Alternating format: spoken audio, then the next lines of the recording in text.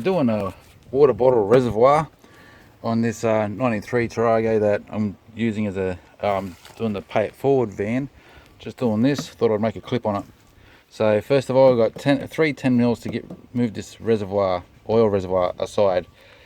If you had ABS, which is normally about here on the Australian Tarago, obviously vice versa if it's an American, you're better off getting this out of the way, taking this off and moving it aside to get yourself some room in there, because with the ABS in here it does make it a bit tricky to get to that bottom 10 mil.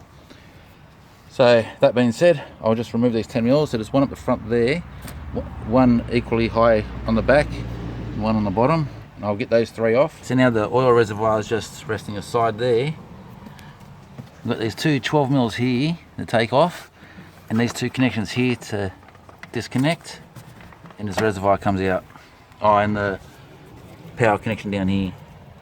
So you got the two washer reservoirs there side by side. Obviously this is the one that came off. This is an aftermarket couple of dollar pump that was on there. Everything worked fine with that setup when I did it for Dean.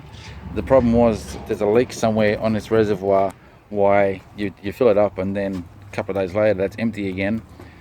So I'll look at that later because I'll fix that. But this is the one that's going on now, and I'll test it before I bolt it in. Okay, well that's all done. Real easy job. So there's your two power connections I was pointing at a second ago. You could probably just see the one, but when you're under there, there's two, one for here, one for there. The other one, this just pushes down this clip. The other one's the same. You've got to flick it up and pull it off. It's real simple.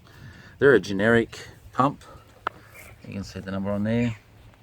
They're pretty much cross-platform with Forerunners and Land Rovers and so forth. They pretty much use the same pump across many Toyotas, so easy to find. Now with here, for instance, say your squirters don't work anymore, like say your front wiper one doesn't work and you'd like to use the rear one instead, just swap these two around and you can press the button for the rear wiper to be the front wiper instead. So when you're in the van, if the front wiper no longer works, which it does now obviously, but if that no longer worked, you could use the rear one, and you'll just see the rear wiper. I don't know if you can see that, you should be able to. And so you could use that rear wiper squirter for the front. If the front one stopped working, just swap those two water lines over and off you go. So you got the stereo system there, and it's still got to fix the horn next. Anyway, that's just the water reservoir. I wanted to show you that since I was pulling it out and replacing it. It's a real quick job. If I wasn't recording it, it'd probably take me 10 minutes just to swap the bottles over.